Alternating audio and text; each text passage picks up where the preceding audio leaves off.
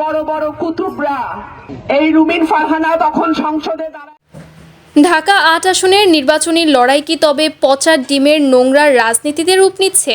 NCP নেতা নাসির উদ্দিন পাটোয়ারির ওপর পরপর দুবার ডিম ও ময়লা পানি নিক্ষেপের ঘটনায় এবার ফেটে পড়লেন ব্যারিস্টার রুমিন ফারহানা। সংবাদ সম্মেলনে রীতিমতো আগুন ছড়ালেন তিনি। পচা ডিম নিক্ষেপকারীদের কাপুরুষ আখ্যা দিয়ে রুমিন ফারহানা স্পষ্ট জানিয়ে দিলেন, নোংরামি করে নতুন বাংলাদেশের পথ রোধ করা যাবে না।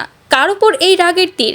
পাটোয়ারির ওপর হামলার প্রতিবাদে রুমিন ফারহানার সেই রুদ্র মূর্তি নিয়ে আমাদের আজকের বিশেষ প্রতিবেদন। দর্শক, আজ মঙ্গলবার বিকেলে রাজধানীর একটি মিলনায়তনে সংবাদ সম্মেলনে উপস্থিত হন ব্যারিস্টার রুমিন ফারহানা। ঢাকা ৮-এর প্রার্থী নাসির উদ্দিন পাটোয়ারির ওপর শান্তিনগরে হওয়া দ্বিতীয় দফার হামলার খবর শুনেই তিনি ক্ষোভে ফেটে পড়েন। সংবাদ সম্মেলনে রুমিন ফারহানা উচ্চ কণ্ঠে বলেন, আপনারা যারা রাজনৈতিক শিষ্টাচার ভুলে পচা ডিম আর ময়লা পানির রাজনীতি শুরু করেছেন, তারা কি মনে করেন এতে পাটোয়ারিকে থামানো যাবে? যারা রাজপথে ফ্যাসিবাদকে রুখে দিয়েছে তারা এসব কাপুরুষোচিত হামলাকে ভয় পায় না। তার এই বক্তব্যে স্পষ্ট ছিল যে তিনি নির্বাচনী প্রচারণায় এমন নোংরা প্রতিবন্ধকতা কোনোভাবেই সহ্য করবেন না। রুমিনের চোখে মুখে ছিল প্রতিবাদের ছাপ, যা মুহূর্তেই নেটিজেনদের নজর কেড়েছে। কেন বারবার টার্গেট করা হচ্ছে নাসির উদ্দিন পাটোয়ারিকে? রুমিন ফারহানা তার বক্তব্যে ইঙ্গিত দিয়েছেন যে একটি পক্ষ পাটোয়ারির ক্রমবর্ধমান জনপ্রিয়তায় ভীত হয়ে এই নোংরা পথ বেছে নিয়েছে। রুমিন প্রশ্ন তুলেছেন, যদি আপনাদের প্রার্থীর প্রতি এতই আত্মবিশ্বাস থাকে তবে কেন ডিম ছুটতে হবে? কেন সুস্থ রাজনীতির বদলে সন্ত্রাসী কায়দায় হেনস্থা করতে হবে? রুমিন ফারহানা আরও বলেন, এই হামলা কেবল পাটোয়ারির ওপর নয়। বিএনপি নেত্রী হিসেবে তিনি সরাসরি জানিয়ে দেন, কোনো দুর্বৃত্ত যদি দলের নাম ভাঙিয়ে এই কাজ করে থাকে তবে তাদের বিরুদ্ধে কঠোর ব্যবস্থা নেওয়া উচিত।